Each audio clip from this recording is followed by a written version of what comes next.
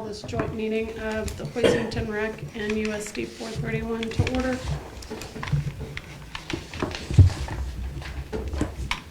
How about it? It's joint meeting. You don't do roll call, right? We don't do roll call, but we'll open our meeting as well. Absent is Gary Boxberger, Mac Holmgren, and Amber Crawford.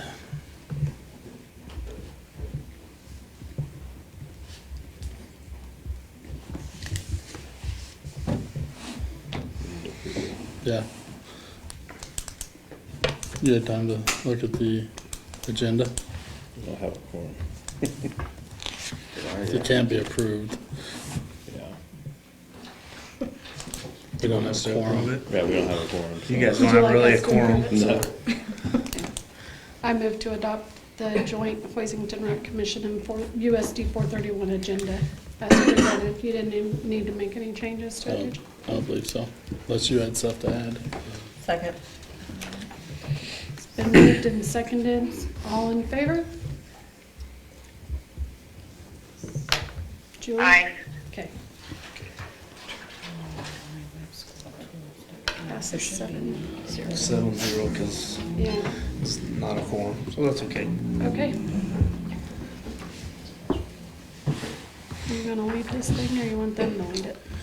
I mean, do you guys have any operational information you want to share with the board? I don't think so. We haven't really changed anything, Okay, other than the, this is new policies yeah, or whatever. so But, that's B. So we can go on to B. So the policy for use for the USD 431 buildings, this was brought to light not knowing that there was actual policy in place already until Dean did go ahead and provide this to me. So I went ahead and took what Dean had provided me that was from 2000, I believe it was 2008, and then made the last modifications from 2019. And the reason that was really brought up was the idea of, making sure that the public had access to the activity center, and we as the district were accommodating the rec. And then after we accommodate those two, then we go ahead and accommodate the additional teams that are requesting usage of our facilities plus the facilities that are at the activity center. So and just to refresh those of you that are new to the board, when volleyball season was over and we were getting ready to roll into basketball season for the traditional seasons of high school athletics, we had an outside volleyball team that requested like a ton of gym space for multiple dates out into April. And we had not heard anything from the rec. So we wanted to accommodate the rec, obviously. So we did that. And then, so that cut down on how much gym space they had. We still accommodated all of the rec basketball teams. And then we started getting requests for our own local club volleyball teams, which we accommodated those because they were our local teams.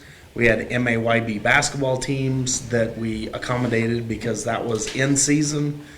And then we accommodated the outside of Hoisington club volleyball teams. So that's a long-winded way of saying we kind of prioritized everything. And then looking at this facility usage, there is some of that already built into here, and then the back page has that usage that we talked about back in, I don't know, November. It was probably the last time we talked about it. So, I don't know, I mean, I think, as I've looked through this, I've retyped most all of this, as I've looked through this, I mean, really, it was handy to be able to read through it, because we've had some questions as to, like, what do we do for groups that want to use the high school auditorium? On the high school usage form, there's no fee schedule. This has the entire fee schedule. And so if you look at the fee schedule, I mean, those are per hour fees unless it's otherwise noted. And then, you know, wanting to make sure that we're working with the rec continuation. I know Chris and I have had some discussions that, you know, limiting the amount of courts and nets that are used on Sunday afternoons because of the limited time that people have in the activity center on Sundays. So nobody's able to monopolize the entire gym, mainly Sundays, right? So, but is that, I think the last message that you sent me that was a weekday though, wasn't it? Yeah, that was a weekday. Okay, so It is that something we want to look at too, is not one group not monopolizing the entire gym even on a week evening? Probably. Weekday evening? It'd be nice to have one side open for kids to come shoot. Cause that day they came in, you know, and they were texting me, I was away at a game, I'm like, why are these volleyball girls? Right, yeah, I think that was a Tuesday. Yeah, they just Tuesday or put them in the Friday. wrong gym, I think, they're supposed to be in the middle school. Okay, Yeah, yeah, is that what it was, is it should have been the middle school? yeah, the middle school was open that night, so Okay. I just put them in the wrong gym. Okay, that could be. So what we're kind of discussing is, I mean, most everybody just uses one net or one court at the activity center, and we put them on either the east side or the west side. But that group from out of town, they had come in and taken both nets up. And so when both volleyball nets are down, it pretty much eliminates any use of the basketball. So we're trying to eliminate that from happening so that we can continue to have public usage, and, you know, if a group uses one court. So does that make sense to everybody? I mean, It's better to use the east side for practices, cause the west side is wider, so they can have all 4 goals on the west side to shoot around. But east side's a little tighter when you're shooting baskets, but, so we'll worry about that later. So, this fee schedule then, this has been in place, I mean, this is for local clubs, or how does that work? Because You local don't clubs charge get to for use the local, I rec. mean, Okay. they don't charge not at all. for that, no. Okay, but Have you out of charged for town- anybody even out of town? We haven't, have we? we have not. So really, I mean, it comes back to the bottom. That's where it goes 1, 2, 3, 4, 5. And any groups 1, 2, 3, we almost never charge. And then for nonprofit organizations, we don't hardly ever choose to charge them unless it's like, really the main thing is it comes back to, is a group using it to make money? So, you know, any of our teams that are using it for practice, we have not charged any of them. And that's at the middle school. But again, I got this when Dean, handed it to me. So I had not seen this full schedule until Dean, or full thing until Dean handed it to me. I feel like non-Hoisington teams should be charged for usage. The people in town paying taxes to use the rec, these people are coming in from out of town. We could, if they're gonna use our facilities, they need to pay. To, any facilities. I agree. And then, there's a play, I'm just asking for clarification, because, so like, there, it does have middle school or high school gym practice or, tournament games, so you guys would be okay with that? Okay, okay. So would you consider that as nonprofit organizations or out of town athletic organizations? Like what would be a non-for-profit, like that's used facilities before? What would be an example? I can't think of one off the top of my head. Like GPS, right? When GPS, like Cans for Kids. Wouldn't Yeah. that be, aren't they nonprofit? Right, I just didn't Yeah. know, like, out of town, you Yeah. know, Mike, Yeah. who, It's not like we really have any. Typically not. I mean, Okay. you know, American Red Cross maybe. Do they charge? You know, I don't think so. okay. No. I mean, you know, I think that would be, you know, okay, but it's just, a lot of it's just the sports. You know, there's so many sports and I'd rather, you know, the Hoisington teams, any local teams. Right. You know, they should be able to use it, so if we want out-of-town teams, it's, I feel like we need to pay. What if we move, I mean, just throwing this out there, what if we move nonprofit organizations to priority number 3?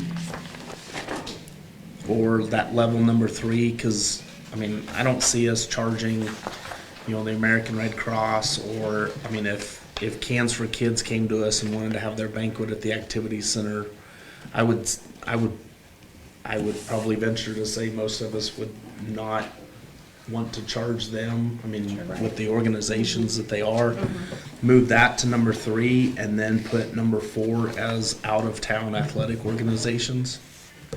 And then that would cover the majority of things of, okay, if you're gonna use our facilities, then there is going to be a deposit and a fee. Right. Does that kind of cover things? Okay.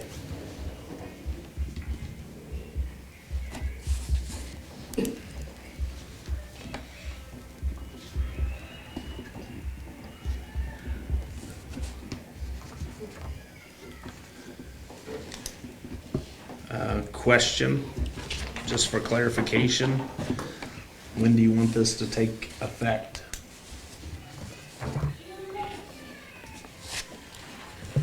Because we have athletic organizations that are scheduled to be in our gyms till April, and they've not accounted for any charge. July Tim, how 1? would you feel? It's like the end of the school year, June 1st. Like if that was in your situation, said, like if you wanted to use a facility in Great Bend and you didn't think you had to pay a fee and then all of a sudden they charged you with one? I mean, doing it during, During this. changing yeah. it during the It's already been season booked, now, that's probably Right. I would not. probably be a little upset. Yeah. I think maybe at the end of the school year, maybe Yeah. start of the summer and then. Yeah, maybe let them know up front. Mhm. Do you want to just have it go into effect at the beginning of our fiscal year? Say July 1st. July 1? Yep. Yeah. Okay. Sure.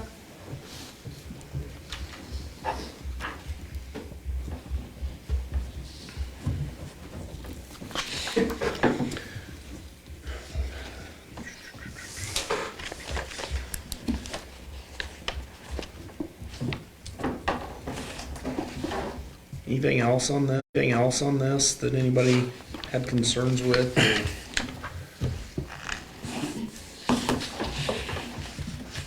The majority of it, I have one. Yeah. How far out are you allowing them? Like you said, all the way to April.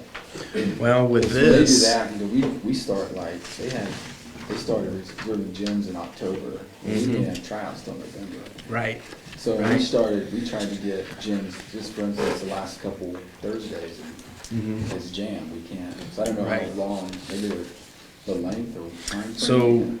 so there's a couple places that address a couple things about that. I'm gonna have to refresh my memory on where those are at.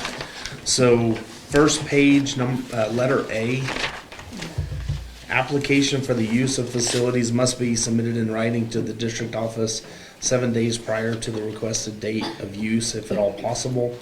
And then later in there, not in that one, but I think later, there is somewhere that does address that it can't be scheduled out so far. Yeah. But I do wanna find that before we get away from this, so we can have that discussion if nobody can find it, so. Is it G? Is it on G? Second page? 6 May times per authorize quarter. use of facilities by the same group or group 6 times per quarter.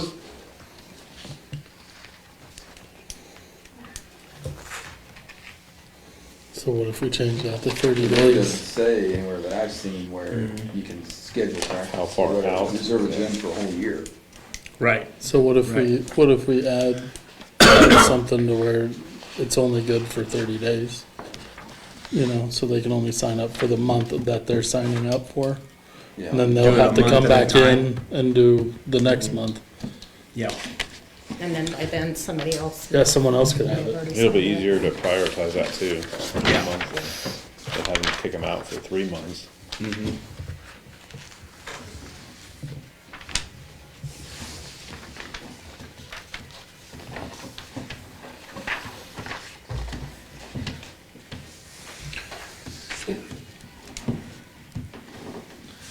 So I would suggest making M in and then adding a M and then kind of clarify what you guys were kind of talking about. You can only schedule for 30 days. a 30-day, for Yeah. out a 30-day window. Okay.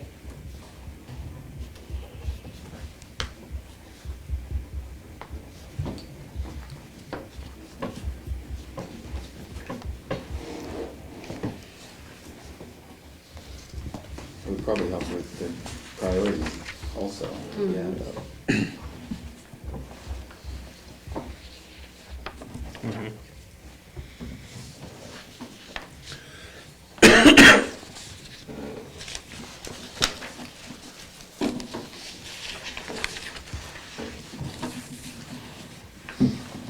So I put M can only schedule out ahead a 30-day window of time.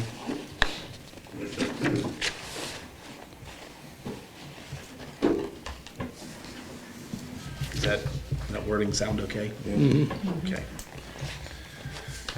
Anything else that anybody can Do we think need to of? have in there that they have to fill out a new request each time? Because otherwise, Yeah. they're just gonna start calling in Yeah. every 30 days. For an extension. Rose is gonna get angry. Yeah.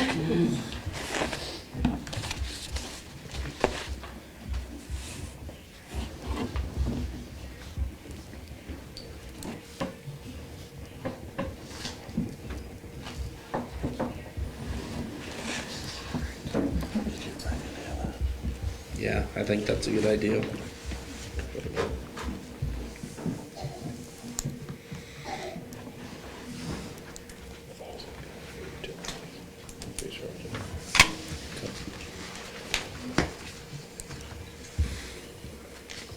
Any other point of clarification on any of that?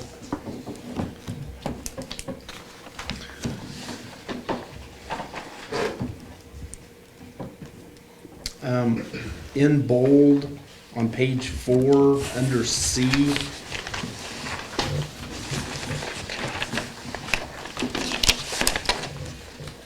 I say C? B. Under C, then it has A, B. Current practice is fitness wellness center is closed during USD 431 activities. HRC classes will meet on special arrangements with USD 431 and HRC class instructors. We had an evening of Taekwondo where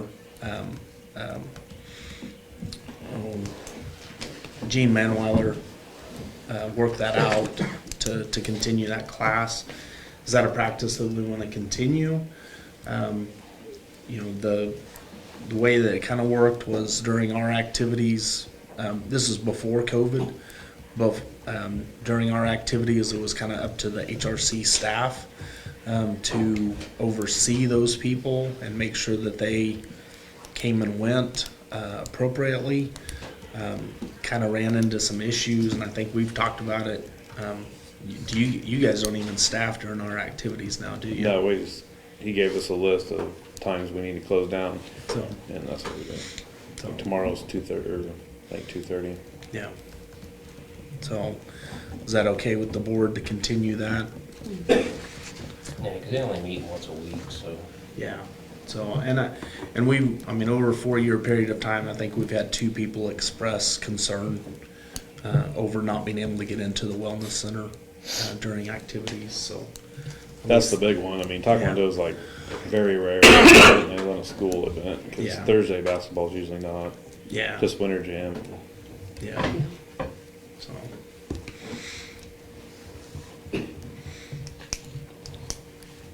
Anything else?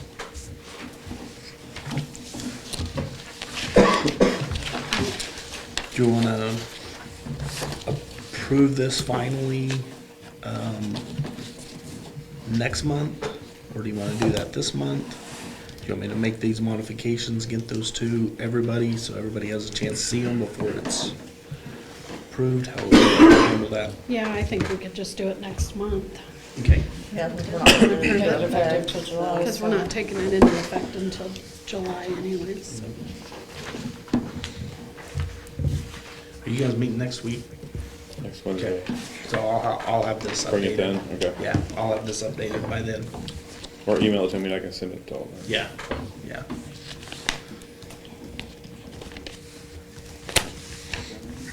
All right. Yeah, not tomorrow. I'll share a copy of the financial report after the next meeting. Sure. Just to update on some maintenance items, the gym floor is up for, being sanded all the way down, next summer. No, not next summer, the summer of '25. So a year from now, I'm still working with a company called Athco to see about the possibility of turning the volleyball courts and running them east and west. That would allow us to pull one set of bleachers completely out. And then logistically, we would probably end up putting the benches in between the two volleyball courts so that there wouldn't be crossover with balls whenever that does take place. I want to have somebody look at it because the ceiling is where that's all going to take place. And so if we're not able to do that in the ceiling at a reasonable cost, and when I say reasonable cost, the cost of a set of new volleyball standards, because we have to replace the volleyball standards anyway. If we can't do it for just the cost of moving the new volleyball standards, we may drop back and punt on that one. And the reason for that is at Substate this year, Farron actually went out and worked with Vicky on pulling the bleachers out to where they can maximize that space, and it added about 3 or 4 rows on both sides. So we really want to be careful of how we take a look at that. I've been in gyms where you do it the way that I'm suggesting, and you can watch both courts, you can pay attention to both courts. It's a really good experience for volleyball, but if it means that we're going to have to move the net, or if we're going to have to reconfigure how the main basketball goals are put up into the ceiling, it may not be wise financially for us to do that. So that's still a consideration. The stairs we're really starting to have some issues with the rubber that goes around the stairs. And so the plan is that our flooring guy that we work with throughout the district is supposed to be giving me some quotes on an idea of what it is, and I need to give him a call one more time. If I don't get anything, I need to find somebody else that's going to be able to give me a quote on that. So it's becoming a safety issue, so we want to try to do, depending on the cost of it, I'd like to do one stairwell a year, if not more. So that's something to take a look at. And then finally, on maintenance ideas, is the water heaters. So there's 2 water heaters in the basement of the activity center, and they are commercial. Actually, they're big enough that they actually are boilers. They're considered a boiler. And then with the boiler, there's a mixing valve for each one of them to supply hot water without it scalding everybody to the actual locker rooms. And we have to have those 2 water heaters inspected by a boiler inspection every year. Plus, those mixing valves are getting bad, and they're about $6,000 a pop. So, so we've had 2 companies so far come in and give us a bid on what doing 2 on-demand water heaters plus a water softener in the basement. So that would eliminate a lot of the plumbing that is already there for the mixing valves, but it would tie into the existing plumbing from the water heaters. So, so those are things that we're still continuing to try to get. I want one more. I've got 2. I want one more bid before we finish that off. Do they make on-demand heaters? Yeah. Big enough for Yep. that? They do. Okay. Yep. Yep. Yeah. We, my first year here, we replaced 4. Okay. So yeah. Okay. So yeah. Didn't know the name that big, so. So we're, with those, with that, with the peak amount of, the majority of time, we've got maybe 1 locker room going. Wrestling tends to be our highest demand. There would also be a storage tank to accommodate the highest demand. So like after a wrestling tournament. So it wouldn't necessarily kick into using that storage tank until we, had lots and lots and lots of demand that it would be used. So I'm still waiting on the last bid on that one. So those are kind of the main maintenance items that we're taking a look at. And then the policy was changed prior to me being here, I think 2019, that we pretty much let everything come into the gym. Is that still the opinion of the board? Is that we continue to, cups with lids on them, it is stated that way. Open cups are not allowed. So, everything, cheese, popcorn. Have you heard how the tracks on the bleachers, are they being affected by any food or anything yet? We did have, Because that was the main thing back when we all approved it. right. So Tyler had to get underneath there after this last basketball game. Apparently, some popcorn had gotten spilled right close, but he did notice, and then he noticed after one of the wrestling tournaments. But I think we're not seeing a direct effect of that. So we're not seeing a lot of spillage with pops. We're not seeing the rollers get caught up with popcorn. It's mainly staying up in the stands whenever that takes place. So he did have to replace some wires on some of the rollers. That's probably the next piece to have somebody come out and take a look at. It's been a few years since we've had somebody look at that. The reason that Larned's, I guess maybe I shouldn't say this, but the reason Larned's is set up the way that it is right now is because they can no longer bring their bleachers in and out because their equipment is worn out, and so they're working on that. So I don't want us to get to that point because we use it so much. So that'll probably be the next project to have a company come out and take a look at that. But so was that kind of the intent? Is just Well, the big kinda keep thing an eye was, on that? I know when it was approved, there were some that were for, some were against, but the main thing is maintaining the way the building is now, I mean, Yeah. how it's kept up, and The we integrity were, of it. we Yeah. were worried about, you know, allowing people to bring stuff in and then Yeah, stuff getting underneath and not getting cleaned up and getting in the rollers and getting yeah. getting down into the electrical Right. stuff. And Yeah, as far as I know, I mean, with the exception of this year, Tyler and I have had very few conversations about stuff getting into that. So, Good. I mean, Bob, Joel, have you guys heard of anything? Other than last week, no. Okay. Okay, good deal. Anything else? That's all I've got. I think I asked you about, is there a basketball goal at the AC that needs to be Yes. repaired? That's still part of AFCO.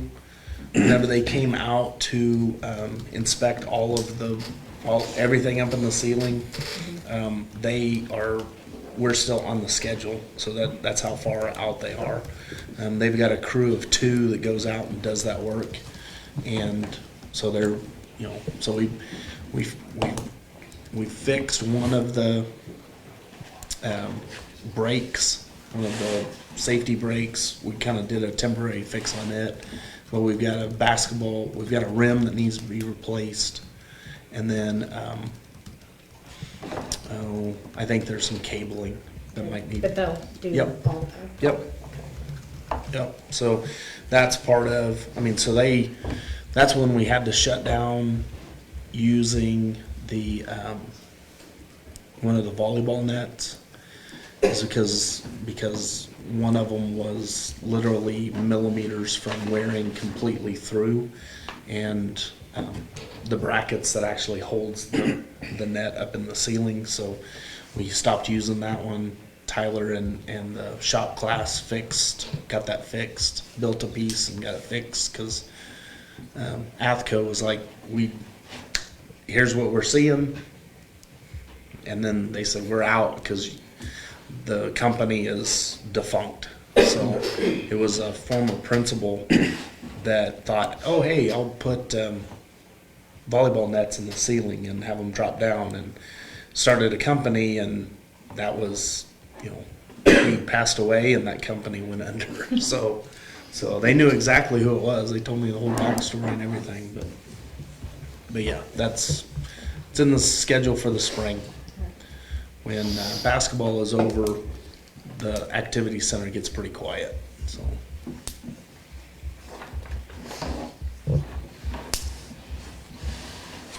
got anything else for us? I don't think so.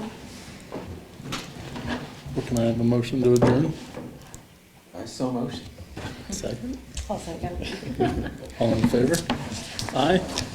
All opposed, nay. We'll adjourn. Thanks, guys. Thank you. Thank you. Oh, you had a quorum now. Aye.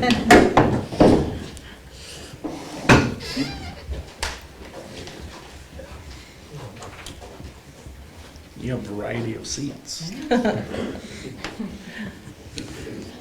All right, well, we will go ahead and call to order the USD 431 board meeting.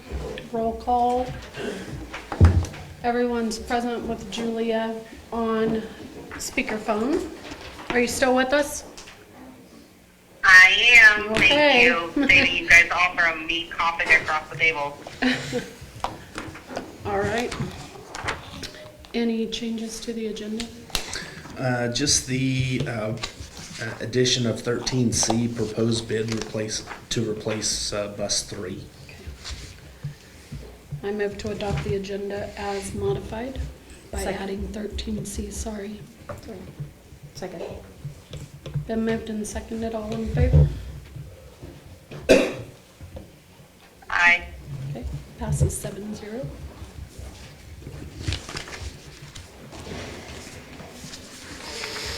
Okay, review of opportunity for visitors, but I don't see anybody else here, so No, be okay on that one. pretty quiet. Yeah. So item 10, just review of the strategic plan. I think it's posted for you guys to review. Nothing new on that front? No, you know, just wanna bring it to attention, you know, the vision for everybody. Graduates will be independent, reliable, employable citizens in life and career. I know the administrative team, you know, in tweaking that, you know, wanted to make sure that that was well worded, along with Dean, so. You might, when you read it, you said citizens. Uh-huh. Yeah, it just says Citizen. citizen. Okay, on here, So citizen. that does It needs to need say citizen, yes. changed. Okay. So I've got that Canva, I can make that adjustment and I'll have that updated, so, but just, you know, that's the goal. I mean, that's where we're trying to get everybody, as we're moving through this thing.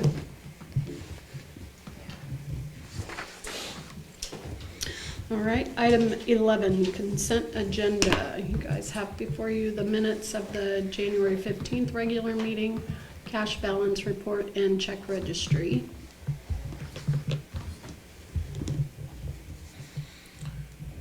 That cash balance report, the unencumbered numbers over on that right-hand side, you do see negatives in there, and I will tell you the vocational fund is directly funded by the general fund, so that's just a matter of doing a journal entry to bring that back to positive out of the general fund. And then the other funds that are negative are actual title, which is federal funds. Title and ESSER funds are federal funds, and those are reimbursables. So we spend it down, and then we ask for that money. So that money actually came in on February 2nd to replenish those funds. You'll notice quite a bit of spending in the ESSER 3 account, Fund 75, and that's, you know, obviously the HVAC control systems that we're paying for. So.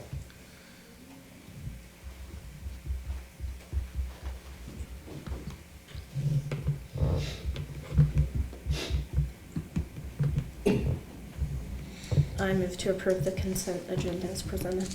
A second. Been moved and seconded. All in favor? Julie? Aye. Okay, passes 7-0. Yeah. You just raising your hand, Julia? Yep. All right, and then we'll move on to number 12, old business. The policy updates. So I did go ahead and put in, you know, the policy updates, you know, just a couple things. I mean, do you want me to read all of these to you? I mean, okay. I don't know that it's Okay. necessary. Yeah, I don't Everybody think Okay. it is. So, you know, just some highlights on this. The EBBD, and then it also relates back to JBH. I think the important thing to understand in these policies is that if an event happens, and I know it's talked about active shooters or whatever, but I also understand and know that, like, if an event like a tornado or a storm or some other event, I mean, you know, it could be a variety of things. It could be a oil spill at the intersection, you know. The school has the ability, and this policy gives the administrators that are in the building that is most directly affected or affected the ability to hold those students until we believe that it is safe. It even gives the administrators the ability to deny a student leaving or somebody coming to pick up a student if that administrator or we as administrative team believe that it is not safe to do so. Does that make sense? I want everybody to kind of be on the same page with this, because we all know that in events, everything's heightened. And so sometimes people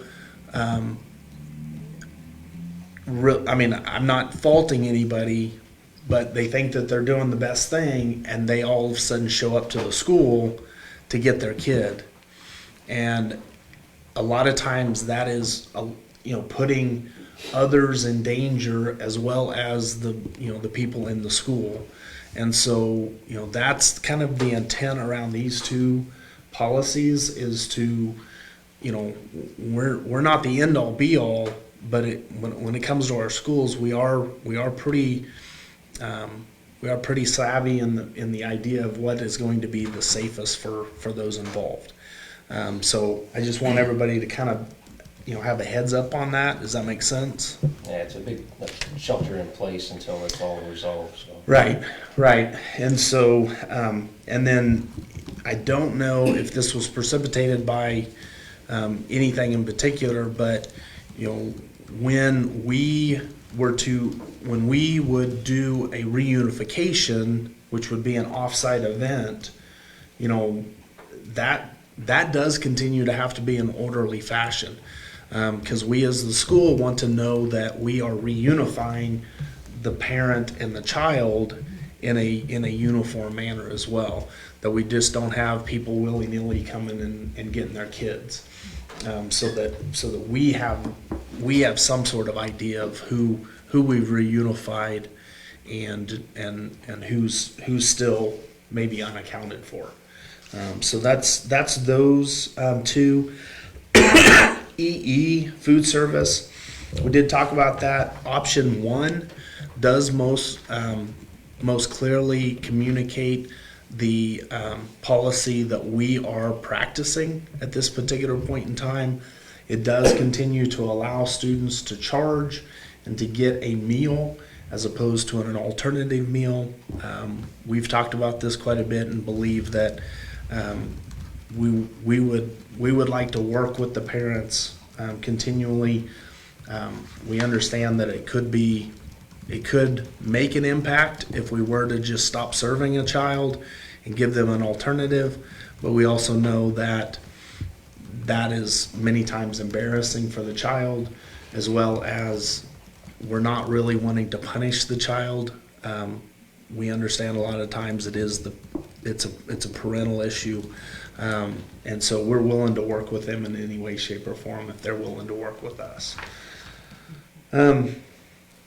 GARIA, it does kind of talk about just some clarification, and how the pregnancy and parenting employees, how that policy can be accommodated for in the buildings.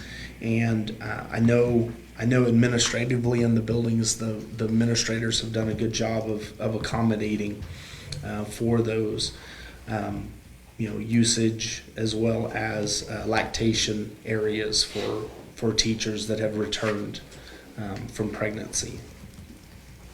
The GARID is just revising that to make sure that it's very clear in the leave and return of uniformed service employees.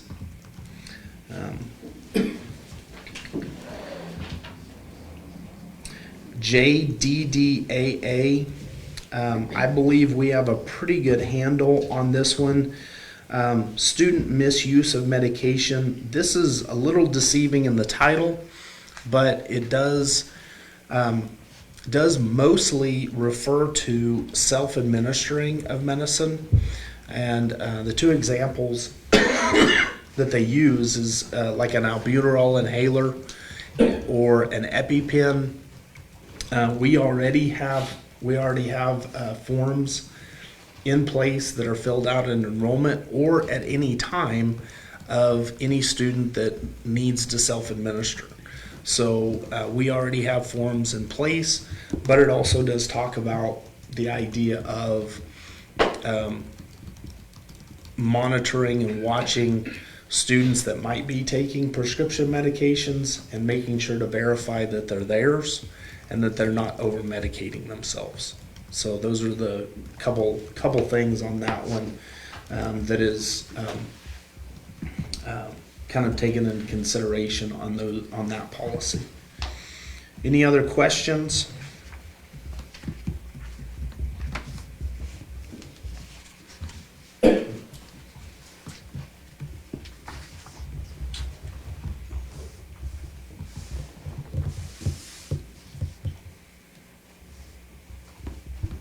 Just review them and then vote on them next month. Is that third reading, or do we do? We can do it this month. It's after the second reading. Okay.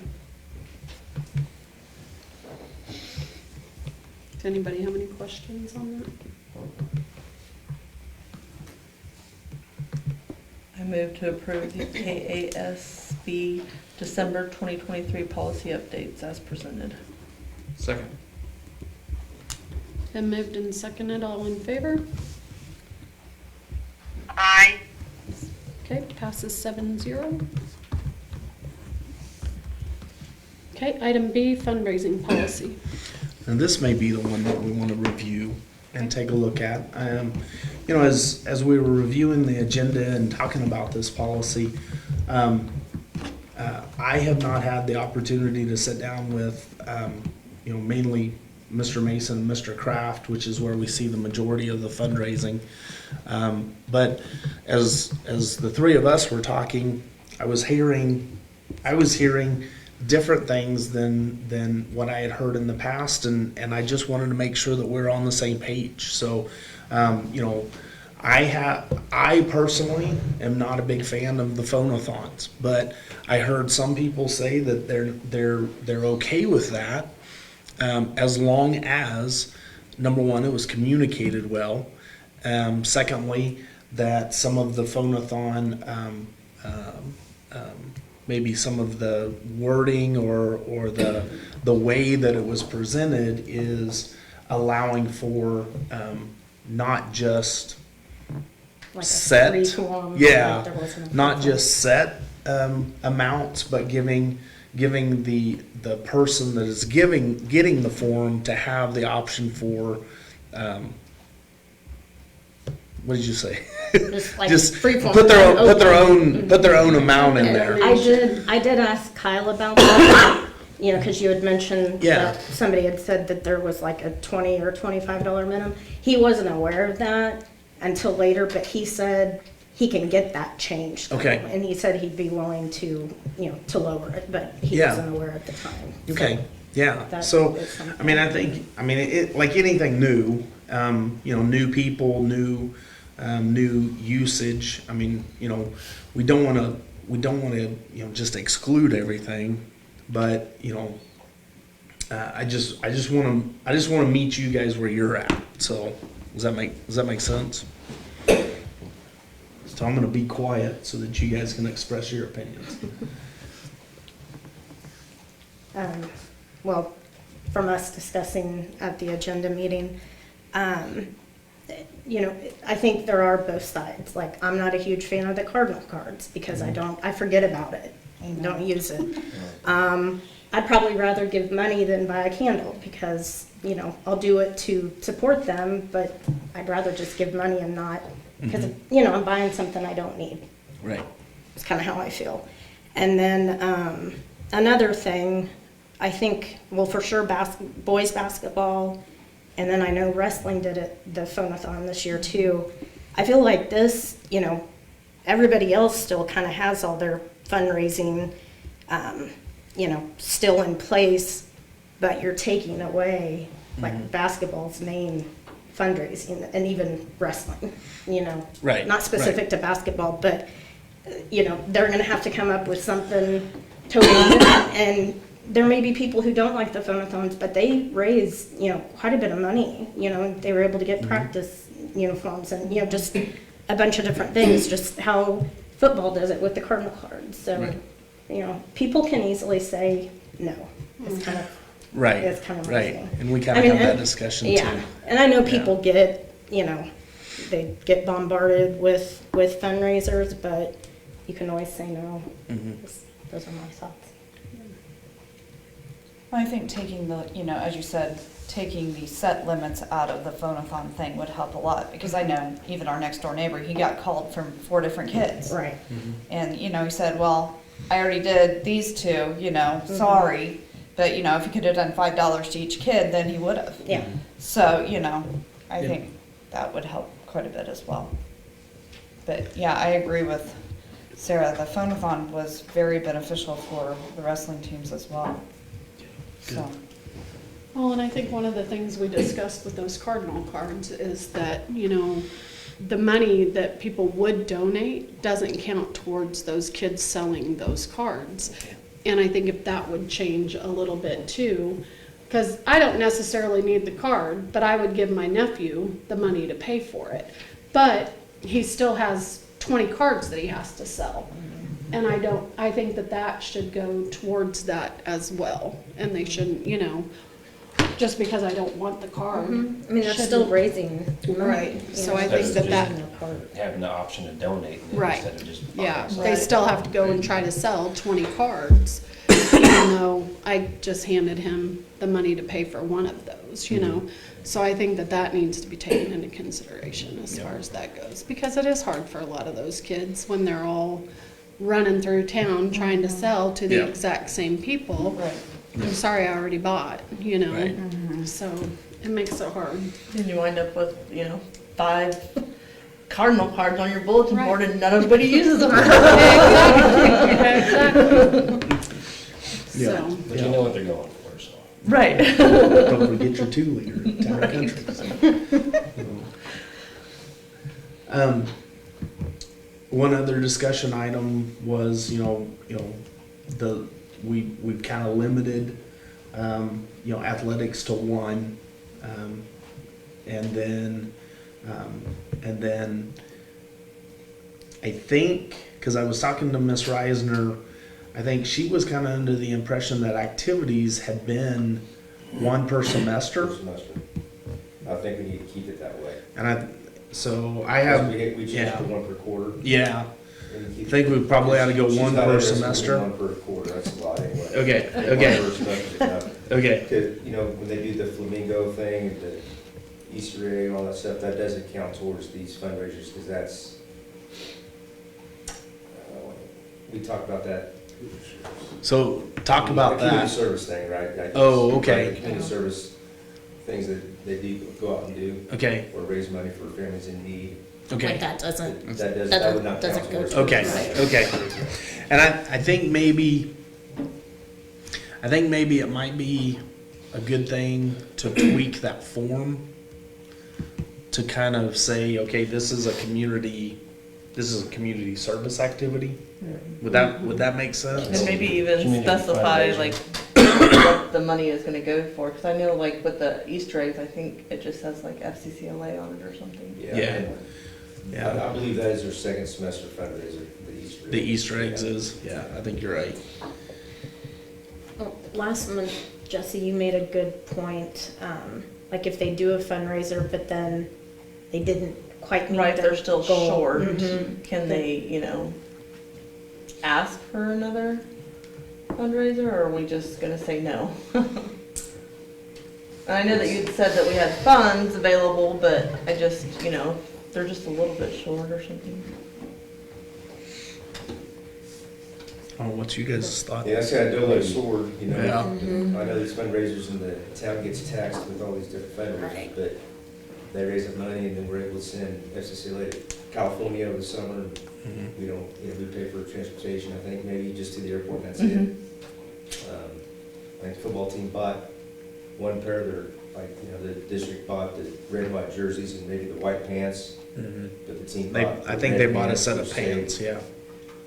$7,000 or whatever, so the money they're raising also, it helps the district out, and you have to pay for everything, so if we start limiting the fundraisers too much, we either take opportunities away from kids, or we start paying out district funds. Mhm. Last thing we want to do is take opportunities away from kids. Yeah. Right. And I think, like on, let's say the FCCLA trip that they just took to Alabama. So, Carla said, this is how much money I've got. And I said, this is how much I can budget for you. And so between the two, we were able to get it to where they were able to go. So, So, I mean, if you guys are okay with giving me that discretion, then I think we could probably overcome that, Okay. so. I mean, like Joel said, I just don't want the kids to miss out on an opportunity because they're short and we're not Yeah. gonna allow another fundraiser and you Right. budgeted, you know what I mean? Yeah. So Yeah. I just, Yeah. they work very hard for these opportunities and I don't want them to miss them just Yeah. because you've allowed a certain amount and they tried to raise and maybe their fundraiser didn't go as well as they thought it was going to, and so now they're stuck and Yeah. what do they do? No, I don't think we'll have to worry about that. Okay. Cause I hate to go back to it, but I mean, our strategic plan does talk about, experiences, events, exposing kids to things. Right, So, right. so I mean, that's a priority. I mean, we've talked about it as administrative team. I mean, there are things outside of Barton County, and we want there are great things in Barton County, but we want our kids to experience the world.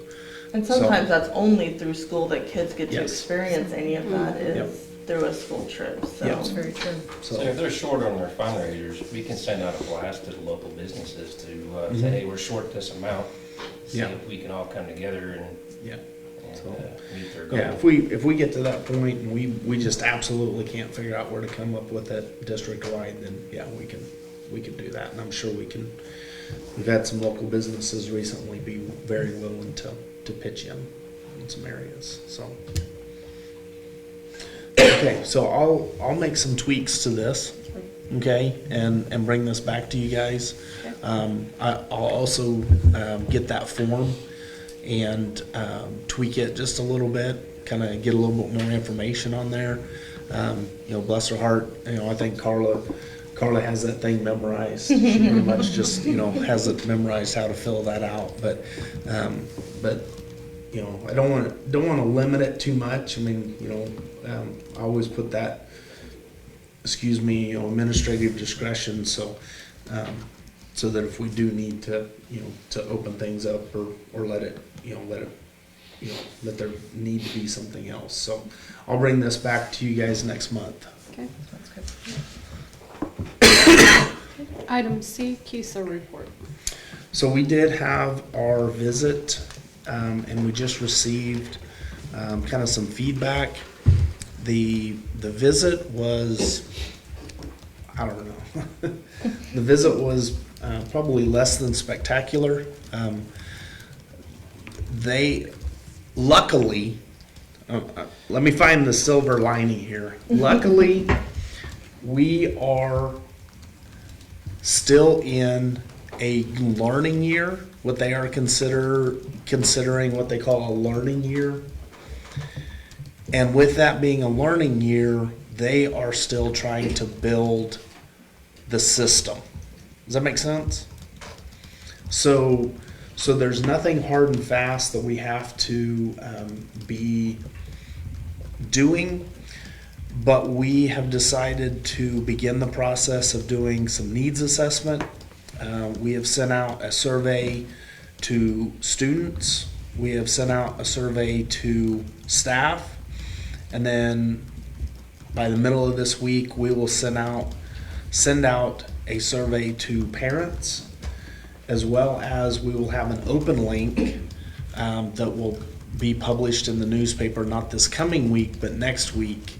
And then we'll put it out on social media and all that kind of stuff that allows pretty much anybody in the community that can get on a computer to fill out this survey. So we will take this information and kind of take a look at it, give us some ideas as to some directions to move forward. Obviously, how a parent or a community member is going to answer this survey in a much different way than a teacher is, which is also going to be much different than what a student is. One of our main focuses with the teachers is we would like to know how to prepare for professional development in the years to come. So we're beginning to finish up our resilience training. And so how do we effectively use the half days that we have built into the calendar? How do we use the day that we have at the beginning of the school year? Do we need to pay teachers to come in the summertime to do some curriculum work? So are those, so we're trying to get that feedback. From that feedback will kind of give us some direction to create a goal around 4 fundamentals that the state has established. One thing, and correct me if I'm wrong, if I didn't hear this right, I want somebody to say it. If by the June state board meeting, if KSDE does not feel like that they have a satisfactory system in place to move forward, they will kind of push this out a little bit farther. Is that, you guys hear that too? Okay, I'm just making sure that I heard that too.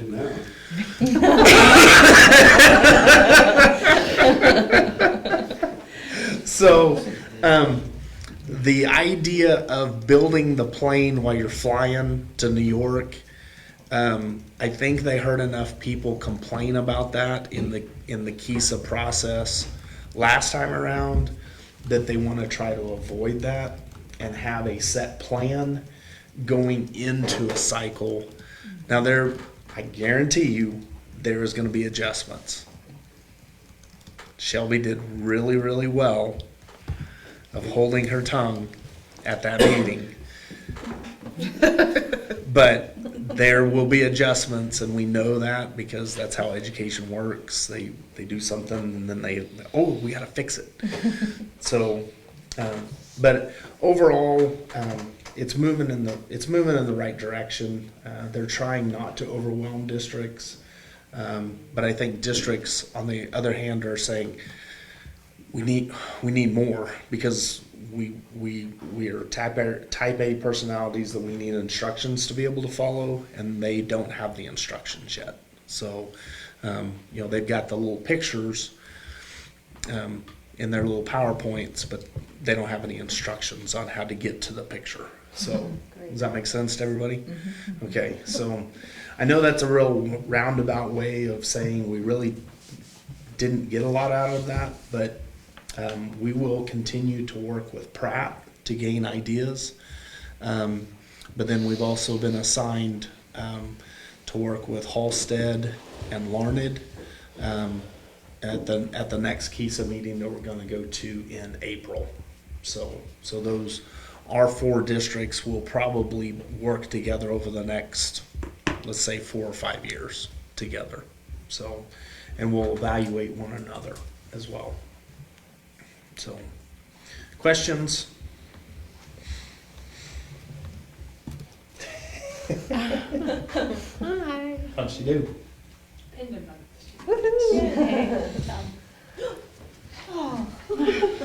Unless you're really getting Okay. into it. I actually kind of was. Anybody have any questions on that? Okay, we'll move on to item 13, new business. Item A, SDAC and USD 431 virtual program partnership. Do you want to help me with this? Sure. Yeah. Do you want to start off?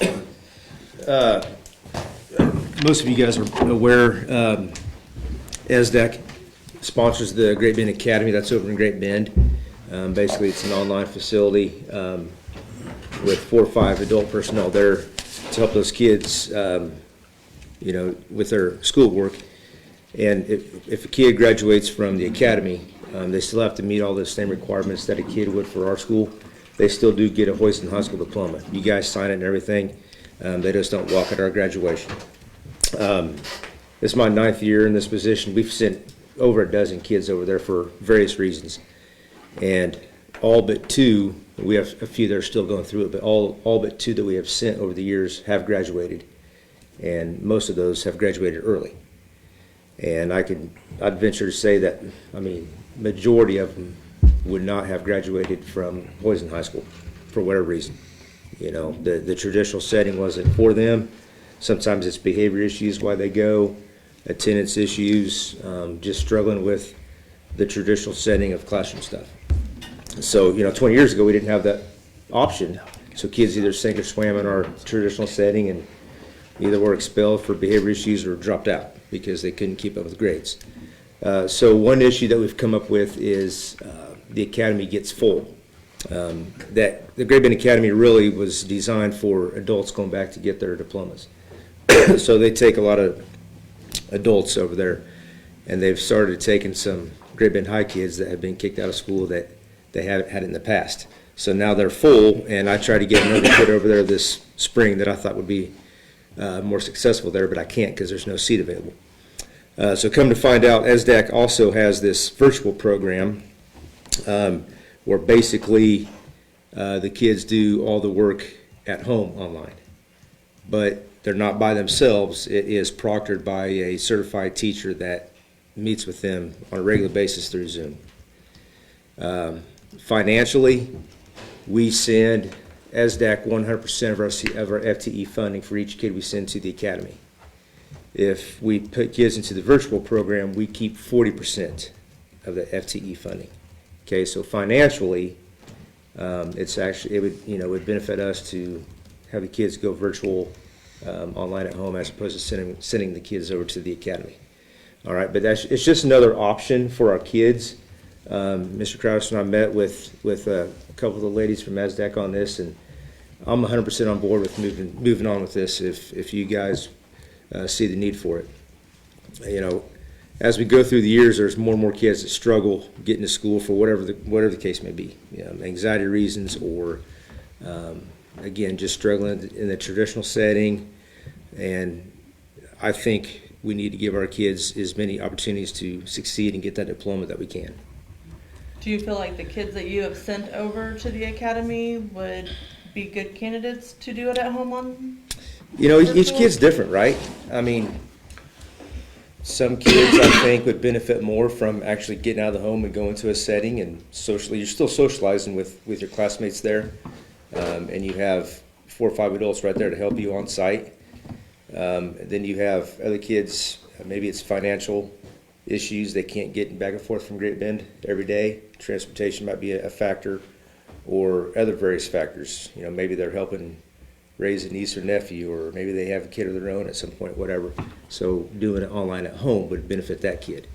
And again, that gal that we visited with from SDAC, she will get on and meet with them on a regular basis on Zoom. And is that individually then, or would there be groups possibly that she would? I really didn't get that specific into that. She did say though that she will actually come here on site in the spring and administer the state assessments. Wow. Okay, so it's pretty hands-on even though it's virtual at home. Yeah. It's not just, hey, we're going to put you on K-12 at home and you're on your own. And so they would still get a Hoisington High School diploma through the program? Well, that's something that we would work through, but I don't see why we would not do that, just like we do at the Great Bend Academy, because they would still have to meet all of our requirements. They still get the exact same diploma that we would give out. The academy, they do their own graduation ceremony, so those kids wouldn't participate in ours. I don't know how this would work with the virtual. We really didn't get into the graduation ceremony part, but I think that's minor detail, to be honest with you. Right. We would not actually host our own virtual school. That is a lot of hoops to jump through.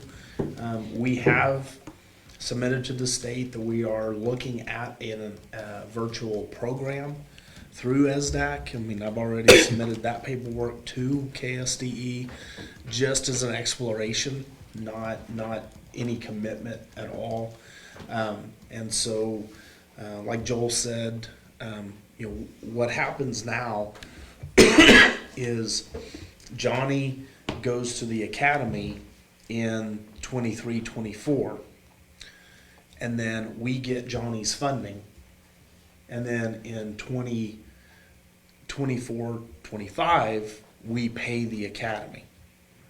And so what would happen with the virtual program is that Johnny would go to the virtual program and SDAC would get 60%. We would pay SDAC 60%, and we would keep the 40% for Johnny sitting in the virtual seat. in terms of the financial side of it. You know, it's an option. It's something, and we're not talking about. I mean, we're talking about some of the curriculum is in some ways more difficult, and I know that's hard to understand, because we would like to have the rigor and the difficult at, you know, sitting in a seat, but with a virtual program they ramp up the rigor to the point where it's not easy. I mean, they're not gonna just be clicking through and, you know, be done in 6 months with their entire high school career. That's not what it is. They would also be taking electives through the virtual program as well, but then have the option to take, let's say, band on our campus, or take a choir class on our campus. So we may have to actually review some of our policies on how we look at that. I will also tell you that, you know, with some of the laws coming down the pike, there will be the information that we'll need to adjust some of our policies as well. So, but I mean, like Joel said, I mean, some kids are going to do really, really well in this environment. Some kids will not, but maybe they would do well in the academy environment, and that might release some of the slots in the academy, that if we see we needed to have somebody go there. Would they, if there was an opening to it, or at the academy, would they get the choice then of doing one or the other? Kid would have a choice, and we would work through with the parents on deciding which route would be best for that kid. I think, so at the beginning of the year, I think we have until a little bit after the count day, September 20, to decide how many seats we want on the virtual. So basically that's what we would have, and we could go over if we had to. But if we had a kid move in February, or and this kid is just struggling for whatever reason, and we need to put him on, we feel like the virtual is better for him, they would just charge us, it was like 800 some odd bucks per quarter, instead of the 6% FTE funding. So actually, financially, this virtual would be a better deal for us than the academy. Yeah. But it's just one more option for our kids. And again, they have to meet all the same standards, same graduation requirements and credits that our kids in school do. It's just a different venue, and sometimes kids need that. Like I said, of those dozen kids that we have sent over the years, I mean, there's some that I didn't think this kid would make it another month before they would get expelled for just really, really bad behavior. They graduate 8 months early from the academy. And this has been years ago, 8 months early. I mean, so, it's 2024, we need to offer as many options as possible. That said, he probably didn't have any distractions in the class or around him, he just focused on his work. Yeah. Mm-hmm. Yep. So, we wanted to bring this to you just as a discussion item for questions we can go back to them with. Feel free to send questions to me, and Mr. Mason and I can, go back to SDAC and our contacts there and ask these questions, and then, we still have time. There's no decision that needs to be made tonight. With the virtual, do they still provide, like I know the academy provides the Chromebooks and stuff like that. Does the virtual setting at home still provide them with? SDAC provides it, yes. Yep. Yep.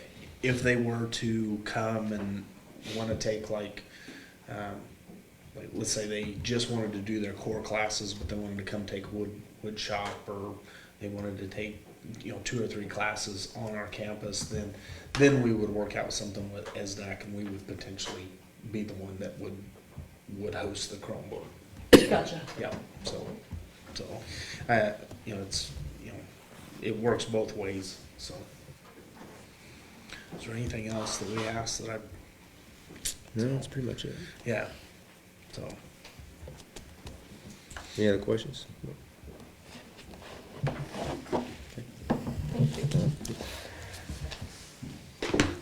When do we have to decide on if we you wanna move that? They would like us to decide either, I mean, they would like us to decide at the March meeting and at the very latest, the April meeting.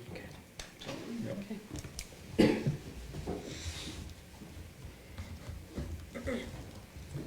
All right, we'll move on to B, Health Insurance Committee update.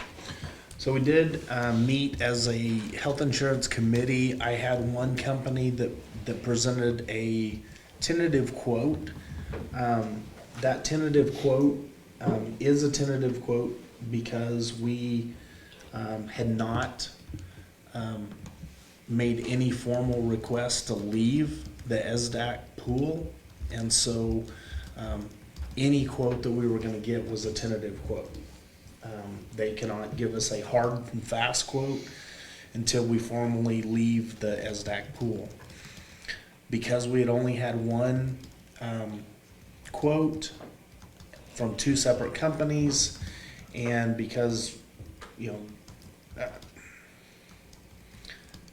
I am not an insurance expert, I did my very best to explain these things. We made the decision as a committee to start earlier in researching other options, remain with the SDAC pool for one more year, and then potentially look and see if it's an option. So with that being said, the SDAC pool is going to try to get their, well, Blue Cross and Blue Shield has told SDAC they will get their numbers in April. So that's about a month ahead of where they usually give them. We usually don't get numbers until May, and then SDAC has to determine, you know, how much they're going to take out of the pool to buy down the premiums. That process should take place a little bit earlier this year. SDAC and Blue Cross and Blue Shield are also very aware that most, I know within our league, about half of our league went outside to look for insurance, for health insurance. And so SDAC is very aware that people are looking. The only problem is that you have to let SDAC know by February 1st. And let me real quick for the new people, we use SDAC, which is a service center out of Hutchinson. They have our insurance, our health insurance. Okay. And so we pay Blue Cross and Blue Shield, but we also pay SDAC. And so we're part of a consortium or a pool of about 40 different districts. So there's comfort in the pool, but the pool increases and we have relatively little control over that. So they just basically say, here's how much your premiums are. And so we don't have much control over that other than we have representatives of other superintendents that are on the insurance committee through SDAC. So does that make sense? It don't matter how big the school is, everybody pays the same amount. Yes, yes. So, so then in the fall, we will begin the process again of going out to the market and looking for other bids and seeing what is out there. Again, doing that in the fall gives us a little bit more time to be able to play with that. So, questions about that? Probably the next time the insurance committee will meet, their main focus will be to decide whether or not they want to stay with a grandfathered plan or a non-grandfathered, or move to a non-grandfathered plan. We are still in a grandfathered plan along with about 35 of the 40 SDAC schools. We as the employer are required to pay 95% of that premium. There's a little bit more that goes into that, but that's kind of a simple way of putting it. Then The non-grandfathered plan, that is a major difference, but there's also some different variety within the non-grandfathered plan that potentially could bring down cost, in the non-grandfathered plan. The difference is that the pool artificially keeps the family plan in the grandfathered lower than in the non-grandfathered. So Nickerson went to the non-grandfathered, and those that chose the family plan paid significantly more than if they would have stayed with with grandfathered. So it's kind of a numbers issue. So I mean, those are things that we can take a look at as that insurance committee, and hopefully have some time to look at that in April after those numbers come out. So, questions about health insurance? I know that's Neil's bag, but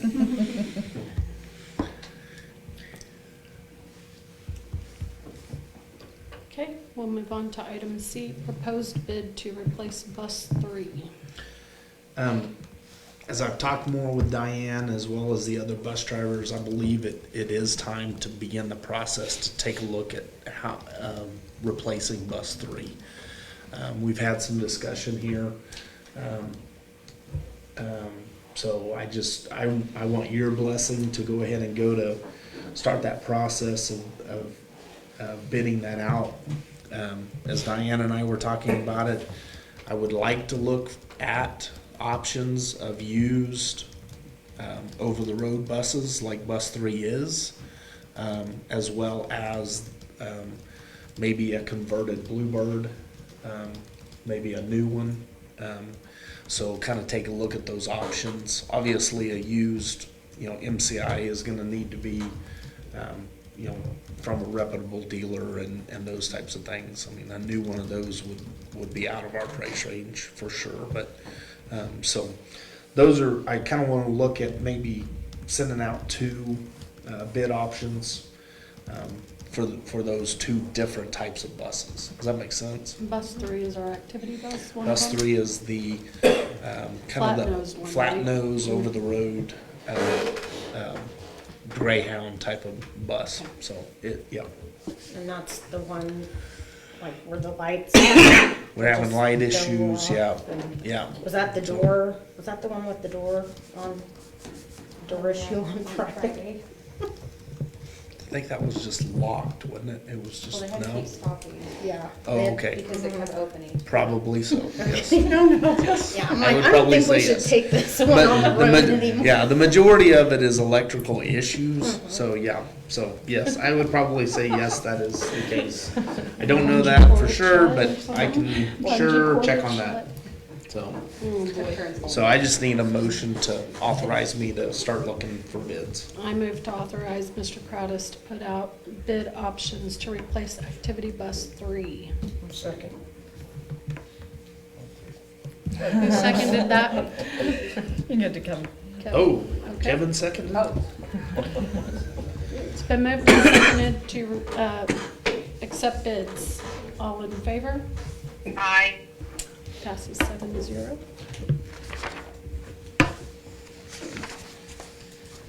All right, I guess we will move on to reports. Mrs. Walker, you're sitting right beside me, so we'll let you start. Kind of weird sitting up here. So I talked to you last month about the care portal that Miss Allison really has been the forefront for. So she arranged, and we had our meeting February 1st. Do you want this mic over there? Okay, okay. Yes, we had a meeting February 1st at the Activity Center. She had 24 community members from churches, businesses, and individuals, and the police department come. It was an amazing experience. Holly Cable is the one who presented about the care portal and how to get involved. The turnout was great. We were so glad that, we had such a wonderful turnout for the first time of this. it will be a wonderful, wonderful thing for the families in our community. People seem very interested to get it going and to be involved and to be a part of it. So we will meet again in the spring.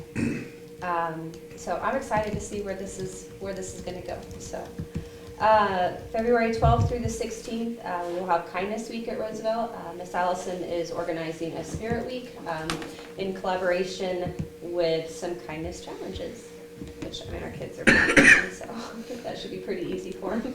February 22nd is School Bus Driver Appreciation Day, so we are very thankful for them. They shuttle a lot of our kiddos back and forth and our preschool route, and they do a lot for us. So, February 25th, HEFA will be hosting a bingo event.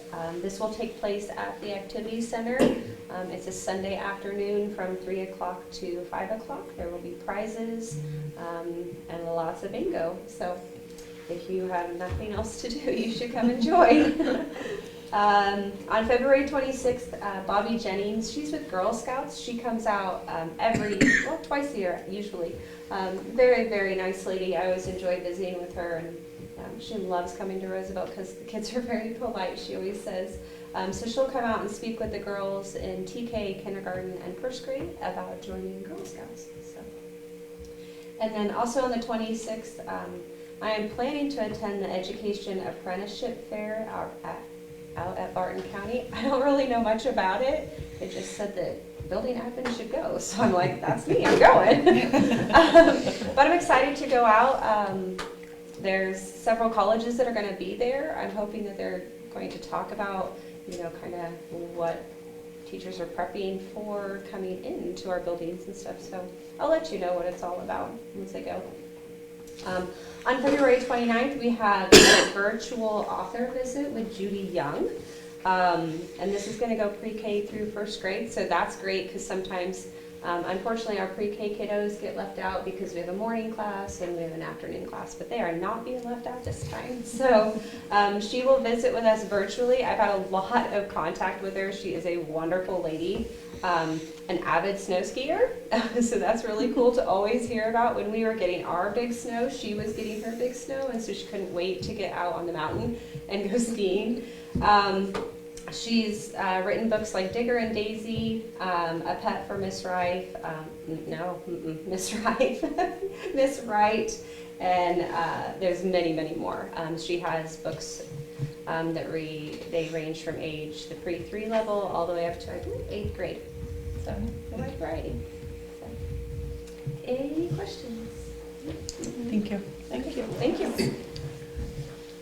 Okay, it looks like the Lincoln report, Mrs. Cowan is on leave. Yep. Mr. Flowers did provide us a report, so that should be on your thing, just highlighting a few areas like the honor roll assembly, the spelling bee that just took place. That was pretty, they went 14 rounds. Wow. So, they did a really, really good job. So, great competition, good, always good to see students do well.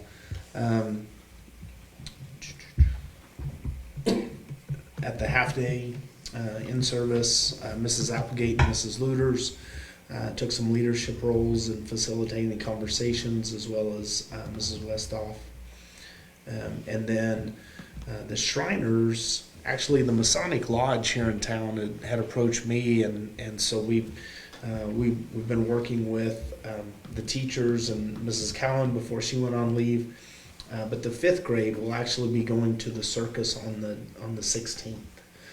So they've got the Shriner Circus back up and going, and so the 5th grade is taking that, and they're going to be attending that. So and then highlighting a couple things that Ms. Walker has already talked about. Okay. Middle school, Mr. Brumberg.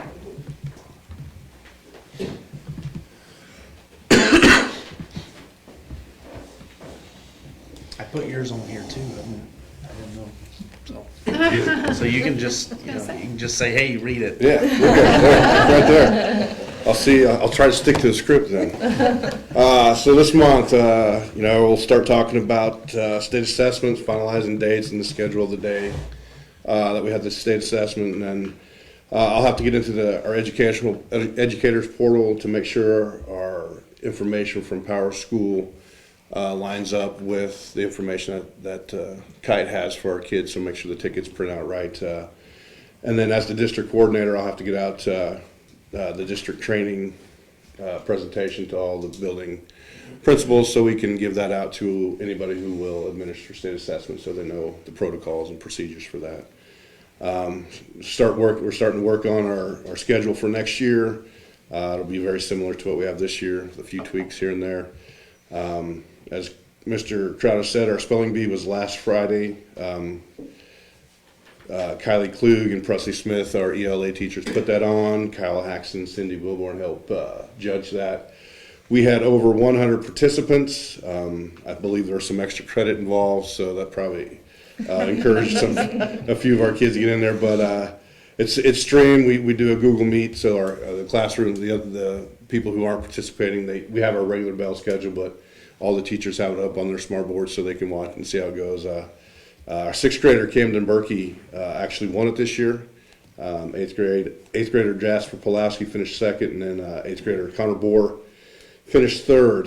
Camden and Jasper will go to Great Bend. I believe it's the 10th for the county spelling bee to see where the thing go on from there. So our K's group had their K conference last Wednesday at the high school. We sent 16 students up to that so they can work with other clubs and work on leadership skills and things like that. Last Friday we had our Barton County Community College Career Day. Students they get grouped up in groups associated with the Zello survey that they take. What interests, what jobs may interest them, and they just kind of go out throughout, get a tour of the college and kind of go see what the classes and the career programs that they offer would look like. And for the most part, we had a lot of compliments from the people working out there, how well our kids were behaved and how well they participated in those groups. So that's always good to hear. Looking down at the bottom, you can see we got a lot of stuff going on. We got wrestling and Scholars Bowl. Scholars Bowl's in full swing. Robotics on the 10th. So got some CKL, Scholars Bowl, and League Wrestling this month as well. So wrapping up some seasons for the winter season, getting ready for the spring. So that's about all I got. Any other questions? All right. Thank you. Thank you. All right, Mr. Flowers has his middle school activities posted up there too. Probably a lot of the same stuff that Mr. Brungart just shared too. Yeah, we try not to overlap, but it's hard. Yeah, I believe that. All right, Mr. Mason. All right. Can I interrupt? Yeah, go right ahead. Yeah. Tomorrow night, middle school quiz bowl at the middle school. So yeah, you want to come see some exciting quiz bowl action. So we'll be cookies. All right. Like Mr. Brungart said, our K's club hosted the unit conference last Wednesday at the high school. Had over 100 students there from other schools. So Mrs. Steiner and Ms. Smith and our kids did a great job putting that together. On that afternoon, Wednesday, we had our early release, and our teachers went through the 7th and final module of the resiliency training. I know you've been hearing about this for the last couple of years, but again, this is one of the better trainings and professional development, in my opinion, that we've put in over the last several years. Really feel like the teachers are on board with it, and it's something that we plan to continue. Even though we're done with our last module, we're going to continue talking about it and helping these kids out. We had 4 students attend the Wichita State Honors Band this weekend. That was Miette Kaiser, Tristan Compton, Kaylee Shives, and Stephen Damel. And we'll also send a few students tomorrow to Bethany College for their honors band. Again, Miette Kaiser, Tristan Compton, Taylor Kaiser, and Bodie Selfridge. Tonight, Mrs. Randolph is hosting a FAFSA night for all senior parents to help them get started with filling out the FAFSA for the financial aid for their students. FAFSA did change how they are going about doing it, and it's supposed to be a lot easier. However, she told me this morning that you have to set a pin, and once that pin is set, your income taxes and everything will be linked automatically directly to the FAFSA form. I don't know if you remember filling out the paperwork and trying to get all the information from your W-2s or, your tax returns from the previous year over to it. Now it could just be shifted over to it electronically right away. So she's doing that tonight with senior parents in the auditorium. The cafeteria. On February 20th, Mrs. Randolph and myself, maybe Mr. Crowdis will go as well. We're going to meet with some people out at Barton Community College about their welding program, possibly sending our students out there for the majority of the afternoon starting next year to take welding classes through Barton. So this, number one, the students will have a chance to get certified, have a welding certificate coming out of high school. That would be concurrent classes. We'd still give them credits for it, but it would also free up some of our welding classes with Mr. Luters to be able to offer small engine repair, maybe some more woods classes. So it would really open up a lot of avenues for all our students. And we don't want to stop at welding either. That's just something that we need to really push forth is trying to get our students to walk across the stage in May with certificates post-secondary. So I'll keep you guys informed on that. We will host a blood drive at the high school on February 21st. On February 27th, all the juniors will have a chance to take the ACT test for free in the auditorium starting about 8 o'clock. And a couple years ago, we did a career day at the high school. We're planning that again for March 7th, which is our 12 o'clock release. Right now, we have about 25 different professions and occupations identified. We're reaching out to those people to come in and talk with our students. I know Shelby did it 2 years ago for education. So basically, we'll bring in those 20 to 25 people and put them into a classroom. Each student, depending on how many we have, each student will have to go to 2 or 3 different presentations for about 45 minutes each. So you have time for the presenter to present everything from how much schooling it takes, how much training it takes to get that occupation, on average what the starting salary is, all the ins and outs of that job. You have to have further education, continuing education, keep that career. Where do you have to be? Can you work? Can you stay in this area and have that career or not?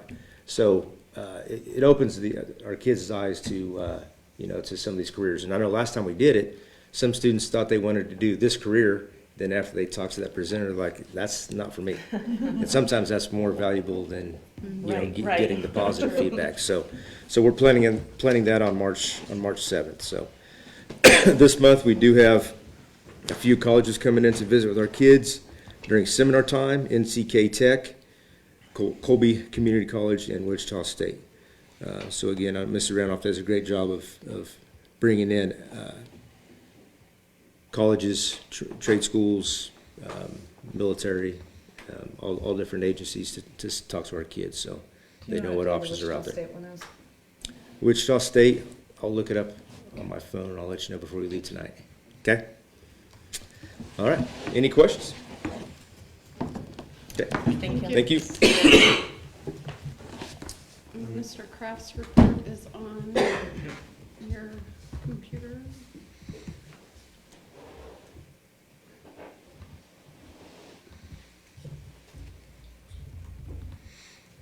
I think senior night for basketball is on the 13th, and homecoming is on the 16th, so that's next week. Anything else we need to? We are hosting sub-state. So as the standings go right now, we would actually have a game on Monday, a game on Tuesday, and then the backside of the rest of the bracket, there would be 2 games on Thursday, 2 games on Friday, and then 2 games on Saturday. So I mean, the sub-state basketball is actually at the activity center. We don't have to travel for that, and that is a CASU-sponsored activity. And then the locations for the regional wrestling, girls are going to Scott City, for that, which should be exciting because it's going to be huge. And then the boys will travel to southeast of Saline for regionals.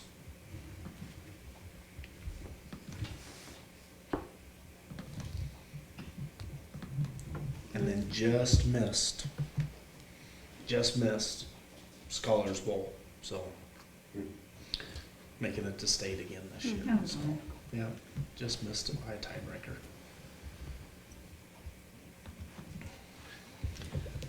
All right, we will move on to G, Superintendent's Report. So I've been talking to you about the Did You Know campaigns. This is a campaign associated with the State Superintendent's Association. They have put together some templates on Canva, and then we just kind of fill in the blanks. So I say we loosely because graciously Ashley Riley at the Special Education Co-op actually put together one of these for each of the districts in the Special Education Co-op to indicate how much the state was underfunding our portion of what we actually pay for special education. So those have been posted to social media. The next one that is coming out is related to just increase in how much everything costs, from how much more our insurance costs to how much more utilities are, so that people are just aware of what those increases have looked like. And then there'll be a few other things. I've seen some other districts that have used the same template to kind of focus on some other items, some of the good stuff as well. And I think that might be the direction that we may go, because we've had some really good results in some of the areas that I've seen some of the others have put out there. So I'll keep you posted as to when those are coming out and how we do that. Our HVAC control system, this week they should wrap up the middle school and high school and then begin the process of moving over to the activity center. The middle school and high school have been a little bit of a bear, making sure everything talks. But as I mentioned to you in the weekly update, I did have a company come by and express to me about how they could save us money by doing X. And as I've been talking to Tyler's kind of like a little kid right now because he's got a new toy. But as I've been talking to Tyler about the new system, as they get more and more of the graphics updated and we start seeing the information that it's sending us, our system is going to do that. Not maybe everything that it does, but it's going to learn. It's going to see the weather and integrate it into how it turns on and off our system. So really excited to see how this system is going to affect us. One thing that doesn't sound like a very big deal, but at the high school particularly, if you walk down the hall, in the past, the fans in the air conditioning units or the heating units, depending on what season it is, were on all the time.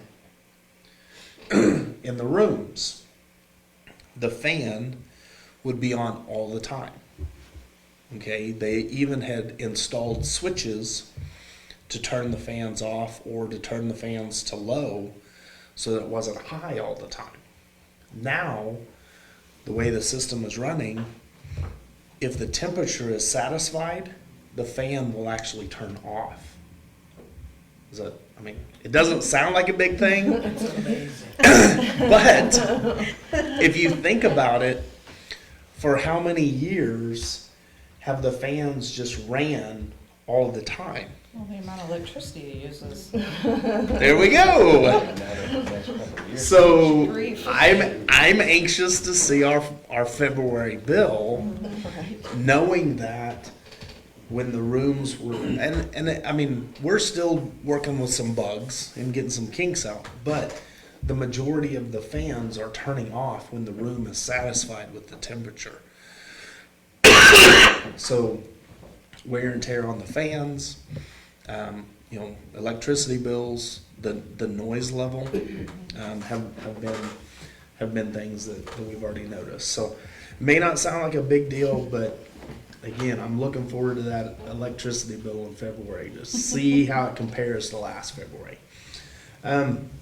Some of the summer construction projects that we're looking at, obviously the press box and Lincoln concrete work is one thing that we're really focusing on just recently. Carpet and floor covering in 2 to 3 rooms in the middle school, parking lot ceiling and concrete work at the activity center, north parking lot and the west side concrete.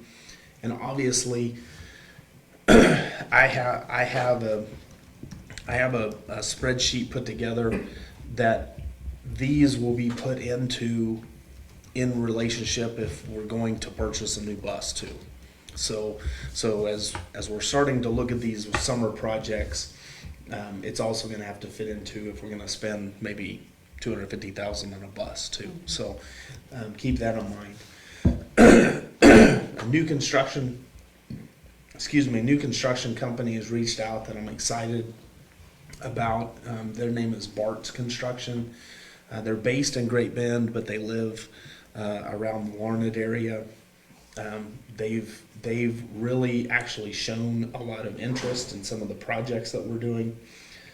Not only do they want to do construction projects with us, they also want to, and I haven't had a chance to talk to Joel yet, but they want to come to the high school and start talking to Hope and Joel and Farron about the opportunity of, you know, partnering with students that might be interested in construction to go out into, you know, that world and shadow people that they may have relationships with. So 2 of the individuals are from have a history with McCowan Gordon, which you've seen at the hospital in Ellenwood, and they do a lot of major construction projects with schools around the area. So for the daycare, several updates in that excuse me, in that realm. Stone is scheduled to come in over spring break and demolish the modular and start working on that project. We should be meeting with GLMV in the next week to actually look at the floor plan that they have from the Great Bend Center and some minor tweaks and changes that we would like to see in our center. A couple safety items, a couple aesthetic things, but I did have the opportunity to walk the site at Great Bend, and it's pretty amazing. You know, just the sheer amount of work that's gone into the idea of that daycare facility. They are running a little bit behind in a couple areas, but overall they are planning on a June 1st, 24 opening in Great Bend. And one other area in terms of great daycare, Great Bend Economic Development also put in for a grant for kind of a community learning center. So it's kind of focused and based around some entrepreneurship, as well as kind of a maker space where people can come in and use work areas. It's still really kind of new, but they did receive a $4.2 million grant. That part of that $4.2 million grant is also the potential for extended hours, and I may be saying this out loud and maybe shouldn't, but extended hours of daycare, and maybe even the possibility of overnight daycare, which is a huge win potentially for Essex, because they have come to us multiple times and said that that's what they want to see. So I may be, saying that before it should be said, but I was pretty excited to see that. So I have no idea when that vision will come to fruition. So, but daycare in Great Bend is coming along, and hopefully with the meeting with GLMV, the architect, we can start moving forward with ours as well. So, questions on any of the things I've covered? No. Okay. Legislative report. One thing that I would like to bring to your attention is House Bill 2485. That is the current House bill that is taking a look at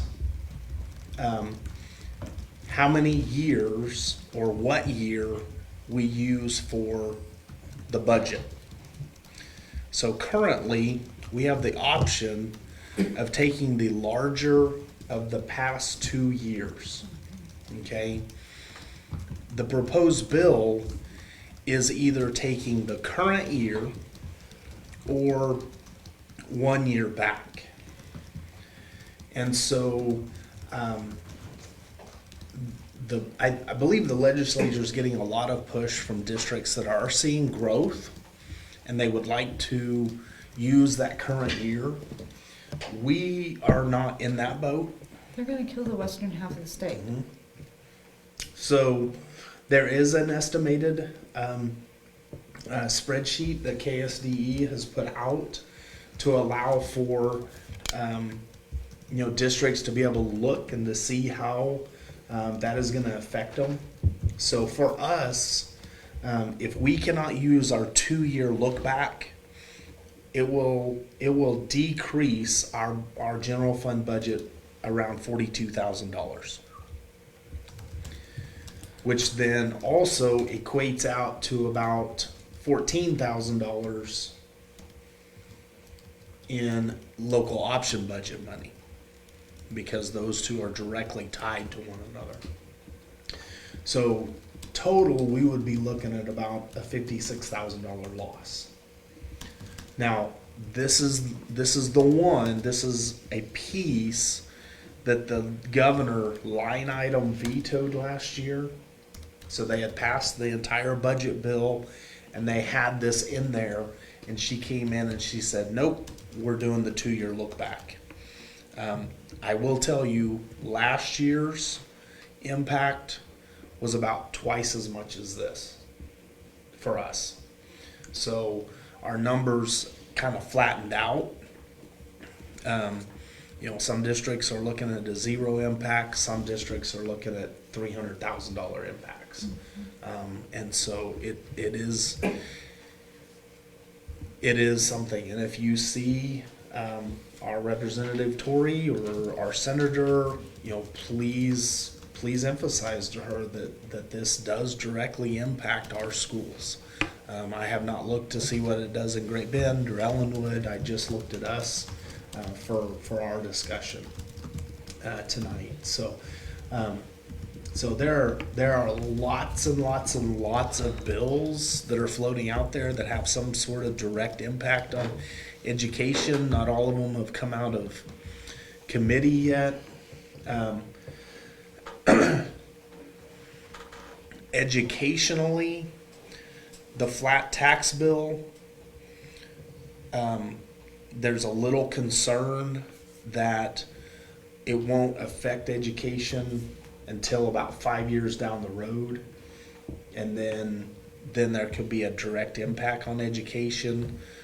So that's definitely one to kind of keep an eye on, because the governor's already vetoed it, but they believe that they have the votes to overturn the veto.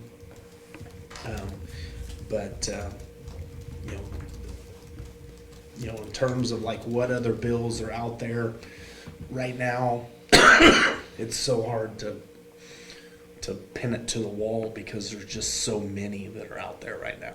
So, so in terms of specific bills, just continue to check your emails. I'll forward KSB's information to you, and you know, as you know, they also have a good podcast that they really highlight a lot of the bills that they have real concerns with as well. When So, do they go to vote on that, the one on the look back period for the budgets? I'll have to look and get back in touch with you on that.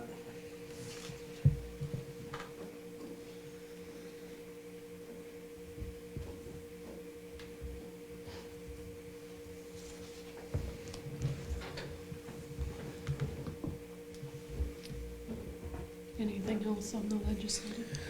No, I've got personal stuff, but I don't need to air that here. Okay. Any board member reports? No? Okay.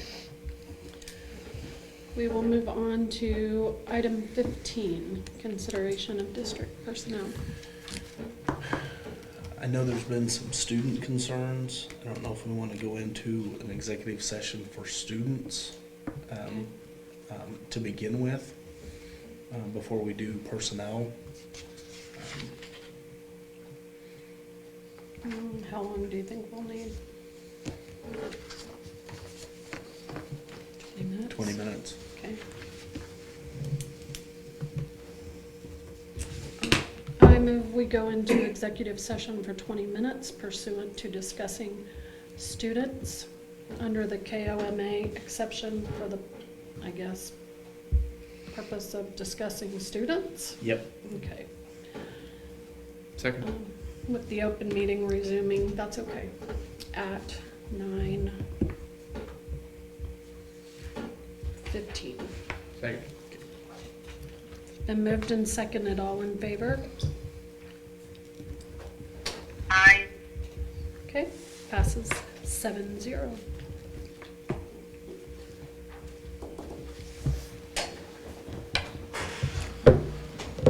Do you want to specifically have any administrators come? Or do you just want to talk with me first? Yeah, let's just talk with you, and then if we need to possibly have others, we can. Okay.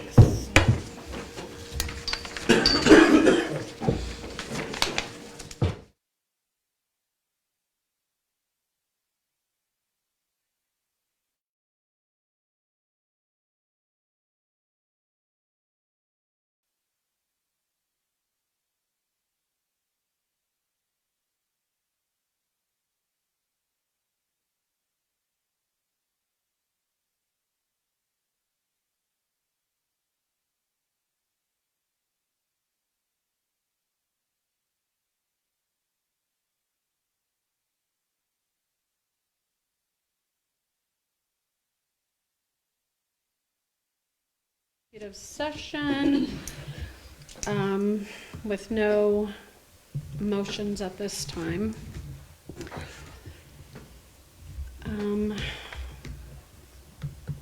I move we go into executive session for, you said 45 minutes or 30?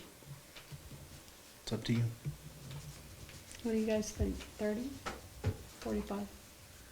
Can I do 30? 30. 30? Yeah. Yeah, we can always add on. You can add that if you want to. I'm just kidding. For 30 minutes pursuant to discussing superintendent evaluation. Is that all I need? Nominations and resignations. Oh, we're gonna do that now. Oh. Oh, We well, don't you need- can, We yeah. said we didn't need executive session for that. I think Oh, we're just okay. gonna vote on it, Oh, okay. right? For- So yeah. we don't need to go into executive session for that. For So I think it's resignations just and superintendent nominations. evaluation, or do we need to Okay. go ahead and do the contracts while we're back there? You Let's do- just do superintendent Just start evaluation. Okay. All right, so we will be back in the boardroom at 10. Wait a second. Oh, sorry, 10:04 is when we'll come back, but, do I have a second? Second. We have a second. All in favor? Aye. Okay, passes 7-0. All right. Do I need to do one of these? Can I look at one while you guys are back?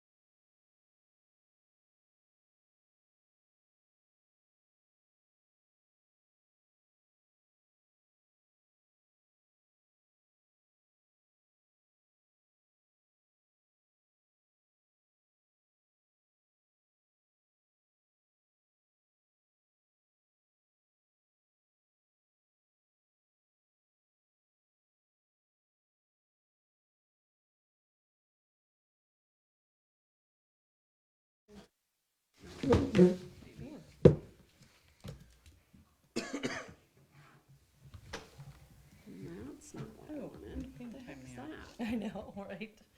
Oh, it logged you out. Well, it's never done that to me. Do you have the motion written down somewhere for the superintendent contract? I got logged out too. I don't have it. Yeah. Oh, right here. Okay. Tell me about it. I got it. Coming out of executive session with the following motion, I move to extend the contract of Mr. Patrick Crowdis through the 25-26 school year as presented. Second. Then moved and seconded, all in favor? Aye. Passes 7-0. I'm trainers. And then,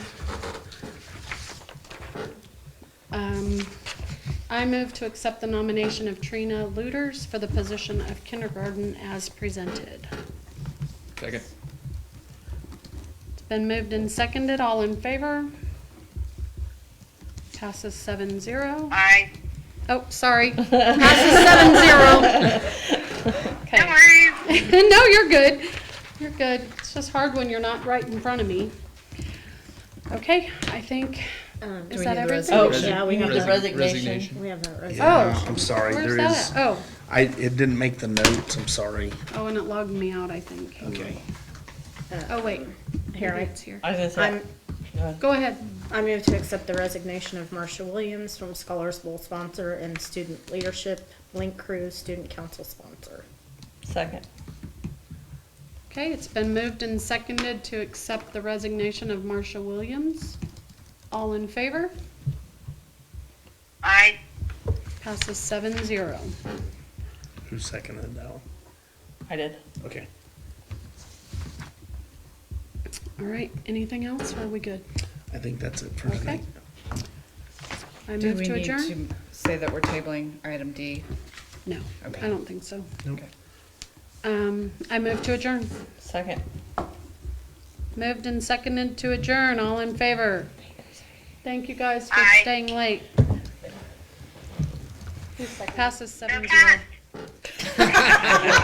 What?